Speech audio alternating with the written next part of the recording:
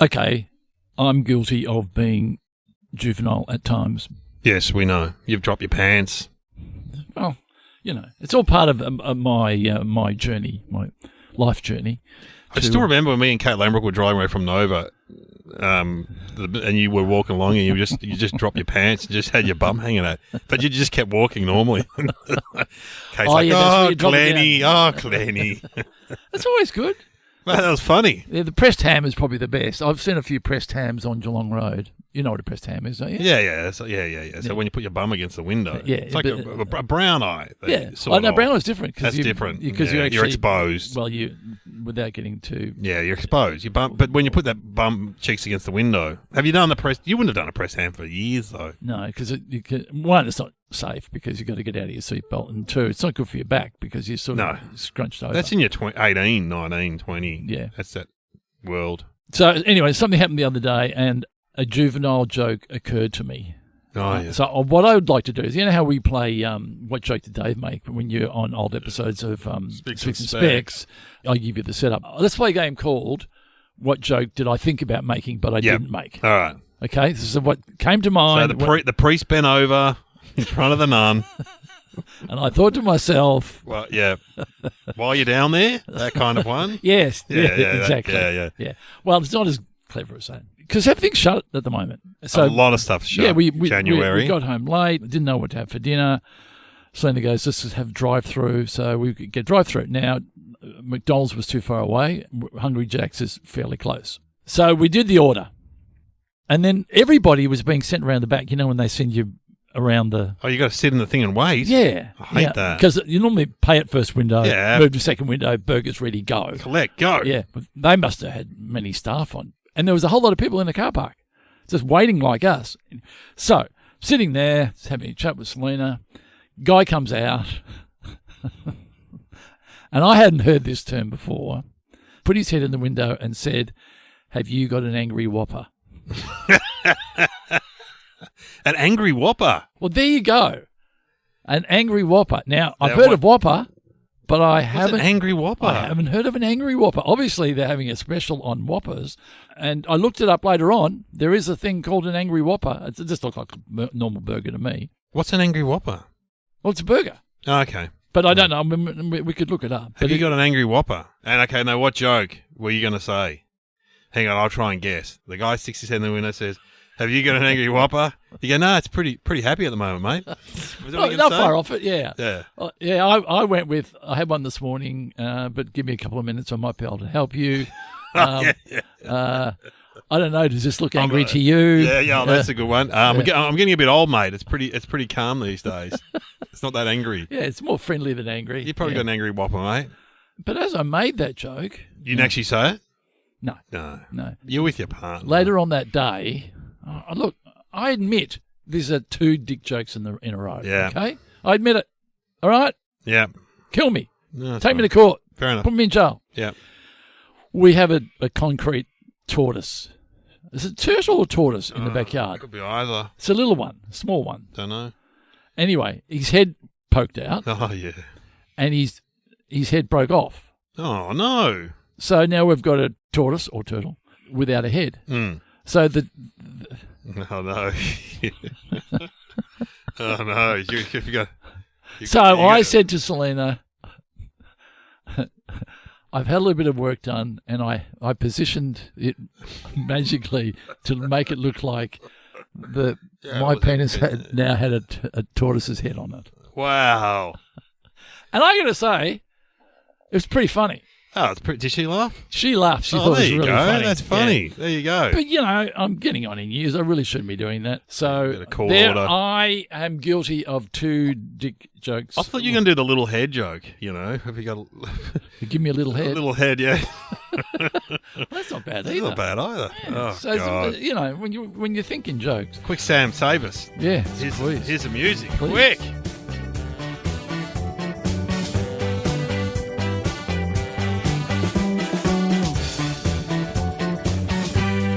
Welcome to Somehow Related Now. Please welcome your hosts Glenn Robbins and Dave O'Neill.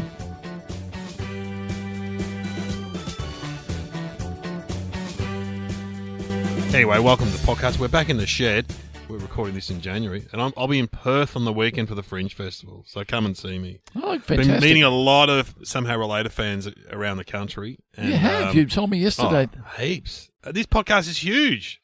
The type of person that enjoys the show is the type of person that likes to come up to you and say hello. Yeah, it's interesting. There's obviously men and women our age, but there's teenagers too. A young man he wasn't in a wheelchair permanently because he said he had a knee thing or something, and he said, "I'm up to Kellogg's and masturbation. I'm loving it."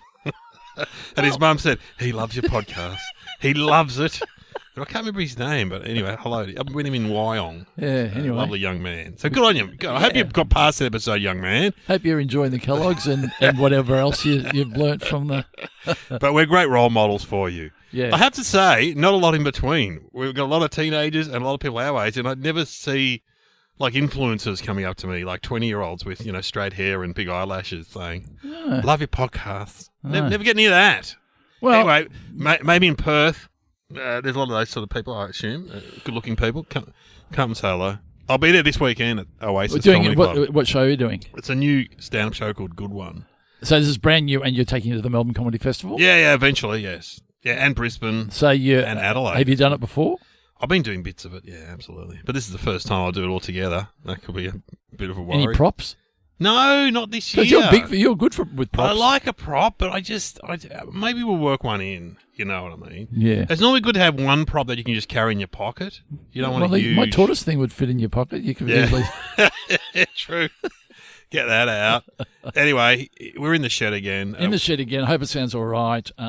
We did get one review saying, "Good on you for doing your." We did, yeah. During January, because a lot of people take it off. They do, and I've found it hard to find a good podcast, and so it is. It is good to do. And so if you're tuning in for the first time, maybe you're friends with a young man from Wyong, and he's been telling you about it. Hello.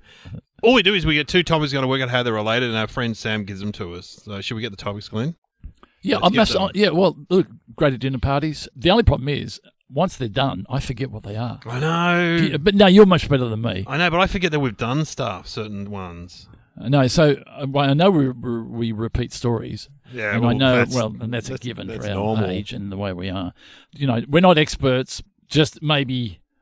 Within the podcast we are. I mean, today we'll be an expert on whatever. Sure, Sam brings up. Yeah, so. All right. Well, Sam, is there something seasonal or is there something...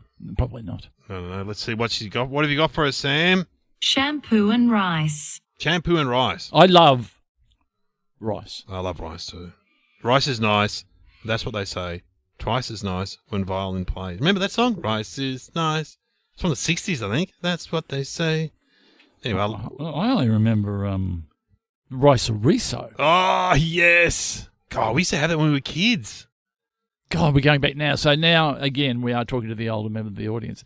Rice riso was a packet with a little bit of rice and some satchels full of some sort MSG. of MSG. Yeah. And you would, and it was like a stir fry. Yeah, almost like a risotto, probably actually, or in a way. But it was like the way the kind of rice was introduced to the suburban housewives of Australia. Yes. And so Mum would never cook rice, but we'd have rice riso occasionally. Yeah. Because you just buy it at Coles. And now it's you could sort of. Mate, I had rice last night.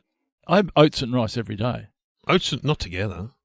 No, but I've just noticed that I have rice every day. So hang on, do you have brown rice or white rice? Okay. You have white. Yeah, you know. How's this for a fact? White rice and brown rice are the same. They're the same plant, the same grain. But what it is that the processing. Yeah, the white rice has had the husk and the bran removed. Yeah. Because I love brown rice. I much prefer. So brown you rice. prefer. But I never cook it. But I have when I get sushi, I get brown rice. Like a lot of countries, it's their staple to have white rice. Absolutely. Which like China, India. Yeah. And if you have too much of it, you can get beriberi because it's a deficiency in B1 or something. Is it like rice riso, beriberi? It's very nice. That's something. Remember, there must have been a push. Remember Canton? Mama's making Canton. Dun dun dun dun. I know, I remember that, but I think that was a jar of like Asian sauce. But there was a period where you put out a product and you sang a song about it. Yes, I love that. Yeah, I love that. What's that? Hang on, I used to do the joke. My dad picks a fruit. Remember that? That goes to Cotties that I like best. And I used to do the joke. My dad picks a fruit because he left school in year 9. And he's in Mildura all the time, and he's never home, and Uncle Ron comes over. I don't know. So what is rice? It's a grain. It's a grain. Does it take a lot of water to grow rice? Yes, it's very... Have you seen the... Well, I've just seen the Chinese growing it, and it's in, like, paddy fields. Yeah, I've seen it in Bali, yeah. And it's like paddy fields, yeah. It's very intensive. Yeah. It's an intensive process. This is probably not true anymore, but you know who used to own all the rice farms up on the Murray? John Elliott. Did he really? Yeah, because I did a gig up there. Some local farmer told me that, and he said the Chinese would come over, and because they hadn't worked out how to grow rice on a mass level, but he reckons the Australians had worked it out. When you see Chinese rice farmers, they have their own little paddy fields, and it's very intense farming, but now they just grow it en masse now. They've worked out how to do it en masse, basically. As opposed to... Like tending your just little field. Oh, right. Yeah. Well, when you see the place in Bali, because it's quite hilly... Yeah, they do it on the hills. Yeah, they have to do like break it down there. Whereas amazing. we can just have this massive areas of... Yeah. And we can take over the whole industry. Yeah, it needs a lot of water. And that's why, the Murray-Darling Basin, there's all this controversy about the water in the Murray and stuff because they need it for farming, for rice farming, for example. Should we feel guilty about it? I know we should feel guilty about cotton, shouldn't we?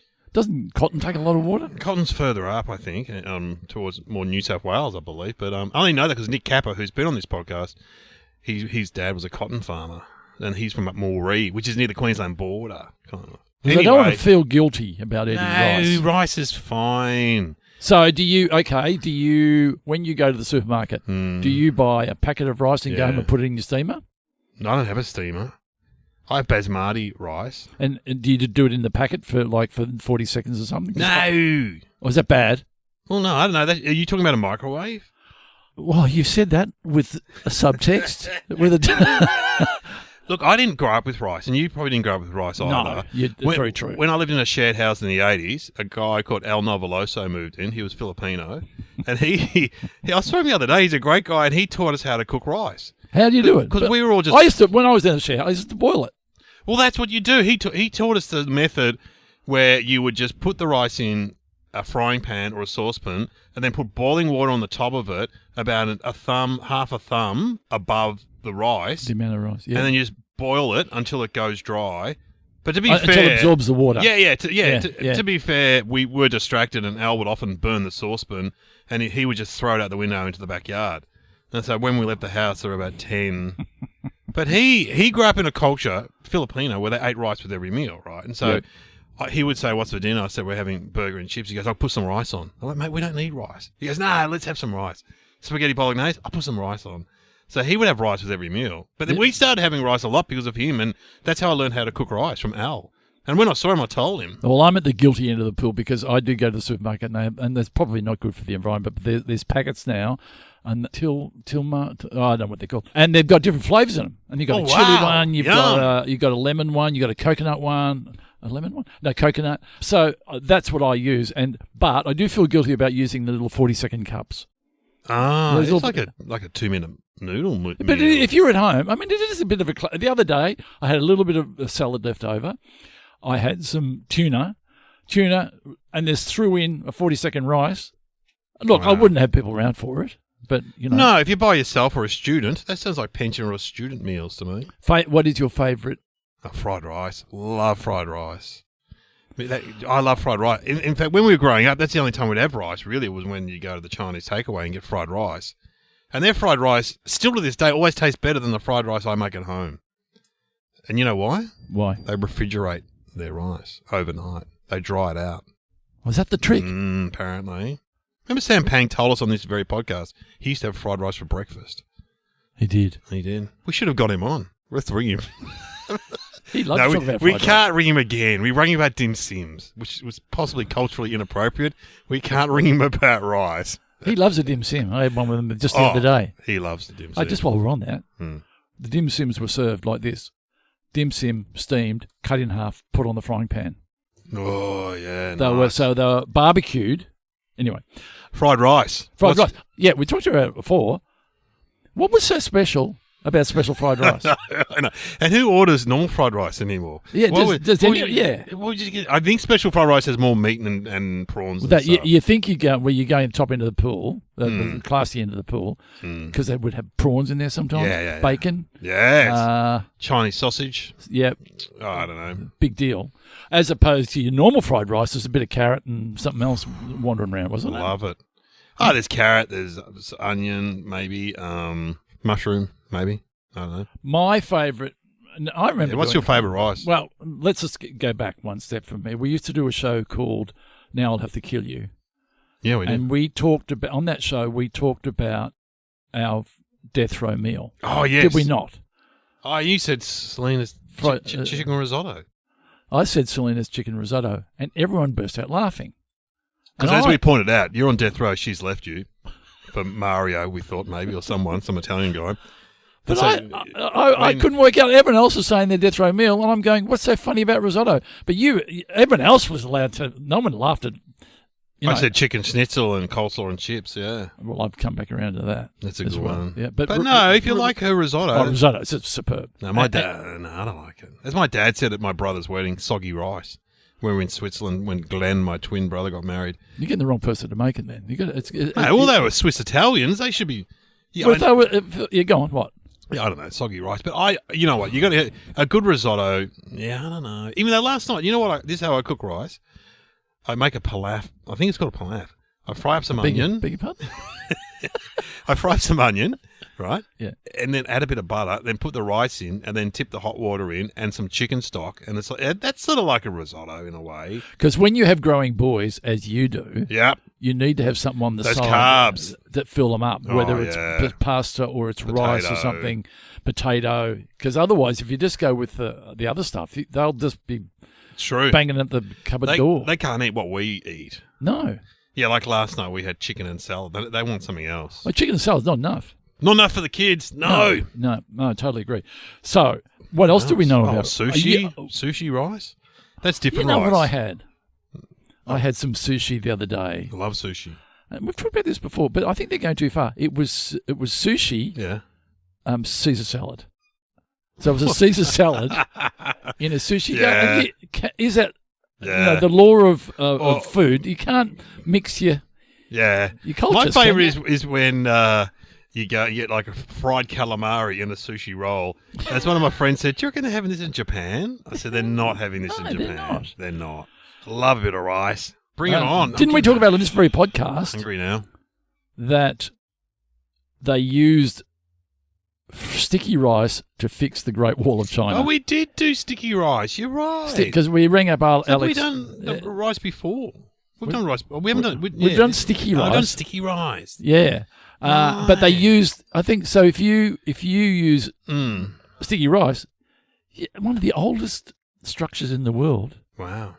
It's probably still in there. Oh, is this shed made of rice? Well, I'm thinking if you're a bit hungry and you were walking on the Great Wall of China, you could throw a bit of hot water on it and you get yourself a little meal in a cup. Yeah. You love it. You love an old school Chinese restaurant, though, don't you? I do, but I worry about the hidden thing that might be in there that I might not know about. I worry about the oil. I worry about when a bit later on that night you don't feel great and you go, I think it was the Chinese. Oh, MSG. Yeah. Is it MSG, is it? A friend of mine's neck used to go all red. Yeah. My oldest son bought MSG from an Asian grocery. He's got some at home in a bag. And what does he put it on himself? He hasn't put it on anything yet. He's because it only brings up colour, doesn't it? Yeah, no, it's a flavour enhancer. It does. It's like salt. It's like salt. Right. It's like a form of salt, isn't it? Is it when you go, oh, this tastes good, and you go, oh, I'm tasting MSG. Yeah, it's good though. Mm. All right, well, let's do shampoo. Do you want to do shampoo? Yeah. All right. Love getting your hair washed, don't you? You're that kind of guy. Love getting your hair washed by someone. So here's the thing about when you get your hair washed, by male or female. First, they use the squirty thing. Nice warm water running through your hair. You don't want it running down your neck, though. Don't you dare. Yeah, no. That's when The Apprentice. Yeah. Don't you dare get me a little trickle. And then the hairdresser has to blow dry your collar with the it's embarrassing. hairdryer. It's embarrassing. They do the shampoo. Then, so you're chatting. Because I like to chat when people are doing. I don't like to sit there and just take things. No, I because talk otherwise to it feels like they're my serv. I don't want them a to feel. slave. Yeah, I don't want. So I chat. Yeah, I talk about anything. Make a joke, tell a story. What have you been doing lately? And hairdressers. I mean, they're doing that. 8 hours a day. It must be hard work. Then they go to the conditioner. Then they go the concentrated head massage. Oh yeah. When do you reckon that started? What era? Oh, when Mum, that's interesting. Mum used to go and put her head under that big thing to get the rollers done. Bake her hair. No one was giving my mum or your mum a head massage, were they? No. And I remember in the 80s when we stopped going to barbers. Like Dad would take us to the local barber who was a former Korean veteran, and so he was good at doing flat tops and stuff. But then we started going to hairdressers because I don't know. You thought it crossed over, didn't it? Yeah, it crossed over, and I didn't get a head massage in the 80s. Like, can you remember getting a head massage in the 80s? I reckon the 90s it happened. No. There must have been a thing at TAFE at hairdressing school. Well, we're going to introduce something new, guys. When you do the shampoo... You're going to massage their head. What's that got to do with cutting your hair? Nothing. Yeah, you reckon they kicked up a stink initially and went, I'm not a masseuse? Yeah. What do you want us to do next, Well, happy endings? Well, what else do you want us to do? Well, you could go out. No, let's not go down there. Yeah. But so if I'm talking, Mm. then they get to the head massage. Mm. Do I keep talking or do I go quiet? I actually say I'm just going to go quiet for a minute. Oh, yeah, you do go quiet because you go. Oh, you go, and do you make a noise? Sometimes like that, like oh god. Or what? As in painful? Well, no, because it feels like they're getting into your brain. Like Really? I think sometimes, yeah, like that. It's pretty, Well, because then they go, and I just go, oh, that feels so good. I reckon some of the apprentices I've had over the years don't. Oh, they do it perfunctory. Yes, yeah, and for like whack. There you go. 20 seconds. 20 seconds. Some people get right into it. Yeah, that's what you want. Imagine if you were a hairdresser, and then you've had to cut someone's hair that you don't really like, and they want to wash and they want a shampoo and a condition, and then you got to go and give them a head massage. You just go, oh, I'm not doing it. Do it rough, maybe. Do a bit rough. Just slap them around a bit. And then they do the conditioner. Why do the shampoos at the hairdressing salon always smell better than the ones at home? Do you reckon they're always quite aromatic, aren't they? But they're special ones. Ooh, yeah, they're special. Yeah, professional only. Oh, it's probably written on the packet. I get it. Yeah. Not for us, mere mortals. No. And I went through a period where I used to buy the really good ones, the expensive ones, get $50, $60 a bottle. And then I find it weird that you wash the hair. Why do we wash our hair? Because it gets greasy. I only wash about once a week now, though. I don't. My hair's old and grey and quite thick, but it never gets dirty. It's so dry. Yeah, I've got dry skin and dry hair. Yeah, so I don't really need to shampoo. Shampoo is an Indian word. I remember reading that about all. When you read all these lists in the paper of words that are from India or whatever, or from different cultures, shampoo is an Indian thing. So I don't know where the connection between rice and India might be, but in the 16th or 17th century, they would have shampoo salons in England. They were Indian because it was an Indian treatment. Because before then, the British didn't wash their hair or anything, and so it was this go and get luxury treatment on your hair. This new Indian shampoo. So it was a whole phenomenon. Because I reckon we're tricked into believing that we should wash it more than we need. Because I think, and once you start washing it, I think there was a period that you have to keep on washing it. And if you don't wash it, you get dreadlocks, don't you? So how do you get dreadlocks? Yeah, I think they mat them together, though. They do something to make them go like that. It is funny when remember when there were always white guys with dreadlocks? Now it's seen as culturally inappropriate in some... Oh, right. Yeah, when you see like the white guy with the dreadlocks. Yeah, mate, not working for you. So what are the big names? Selsun Blue. No Tears. I was told by my shower guy... Decoré. Don't use the blue one. You know why? Oh. Not great for the tiles in your grout. Oh. Good tip, because I know there's a lot of people out there who using the blue one. Watch the blue in your grout hole. Grout piece. If your grout is porous, in any hole. I have had mine redone, as I said before. Your hole. I had the holes in the grout. It's porous. Yeah. Pantene, that's a big one. Huge. L'Oreal. Huge. Saken or Dakin or something. Saken, I think I bought some. Sukin or... It looked a bit more So, herbal. oh, yeah, Sukin. Sukin. They're like a chemist. They're a special chemist. I have them at the supermarket too. I'm using that at the moment. Are you? Mm. So you've gone off Selsun Blue. Yeah. Okay, what's the most Hang on, what's the dandruff one again? Head and Shoulders? Head and Shoulders.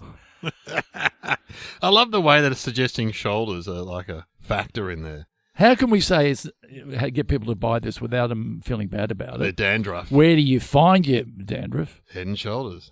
On the pillow. Don't wear a black jumper. Yeah. Now you should call it. Now you can wear a black jumper. Yeah, white dots. What does it do? The dandruff one. How does it? I don't know. Let's just get because rid of dandruff is it. dry skin, isn't it? Yeah, I think Which so. would mean that I probably have dandruff, but I don't think I do. I've never seen it. I've had dandruff before. It's horrible. Yeah. Yeah, nothing worse than looking at a gentleman. And they've seen they got all dandruff on them. Yeah, if they've got dandruff on their shoulders or dandruff, you go, and then they shake their head and it goes everywhere. Then, so you got your basic shampoos.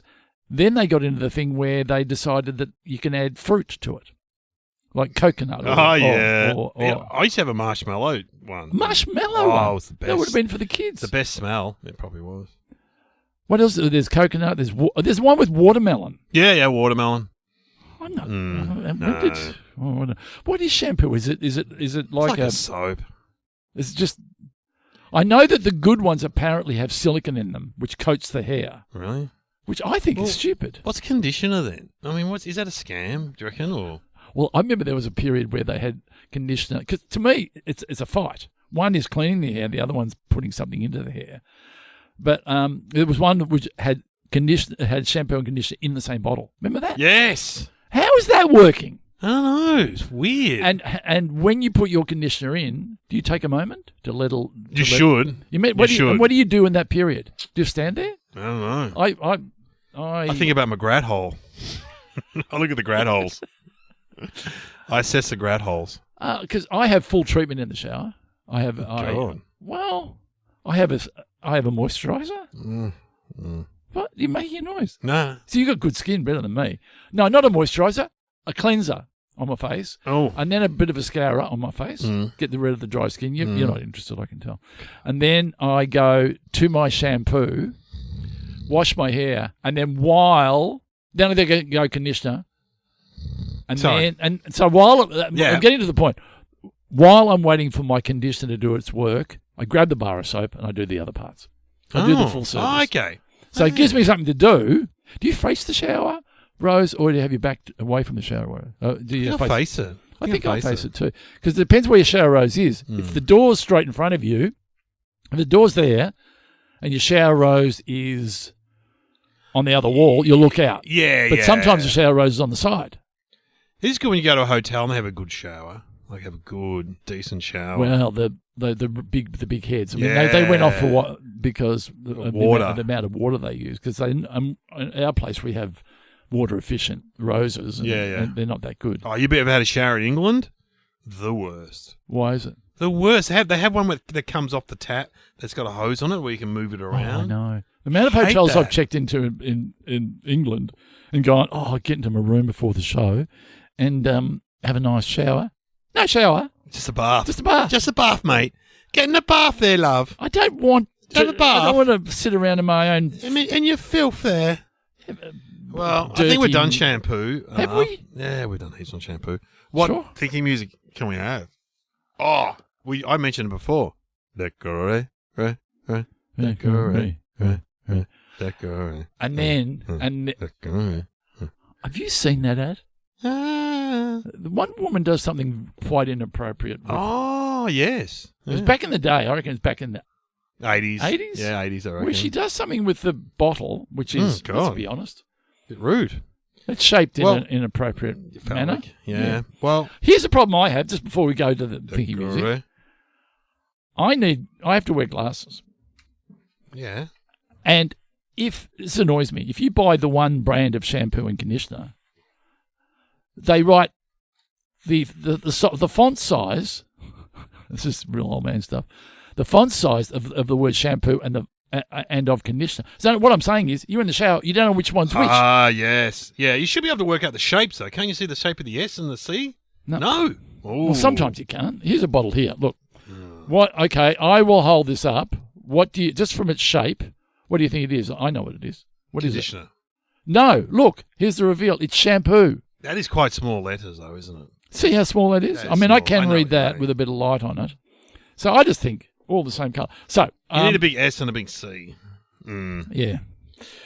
Oh, well, shall we hear from Decoré? Oh, look, decorate, and the guy's there, and then he goes into the big. Oh, yeah. And there's a lot of old people and young people jumping under the shower rose. Anyway, Pretty- but it's very and if you've not heard it before, It's very catchy. it's very catchy. Okay, here And we let's hear a go. bit of it.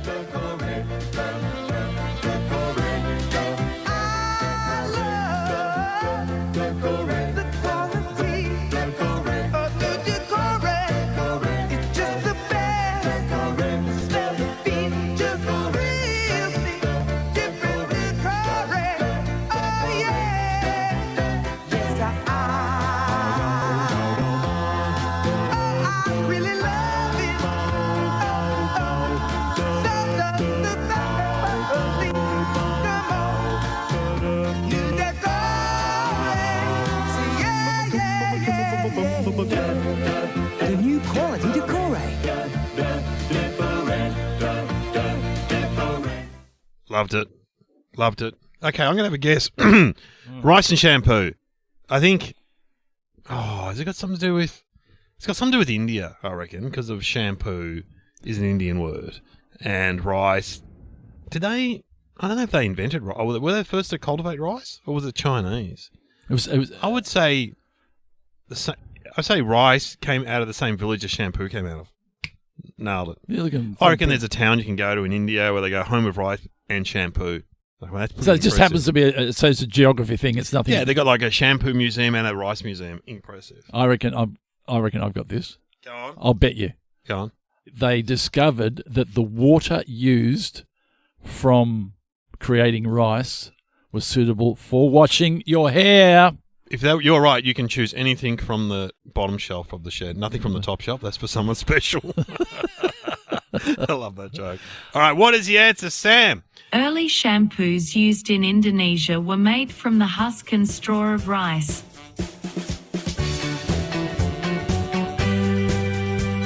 You have been listening to Somehow Related with Glenn Robbins and Dave O'Neill.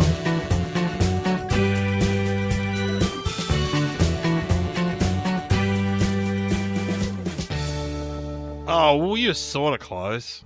I was sort of close. It just didn't. You're saying that they got a bit of rice and rubbed it in their hair. And I don't know. We'll have to look into it. But it was Sam said it was made out of rice. Made out of Indonesia. I just don't know how they make the leap from here's something you can eat. Now here's something you'll Put it make in your hair. How's it happened? I don't know. What are we going to do with this leftover rice? Oh no, I might rub it in my hair. Put it in your hair.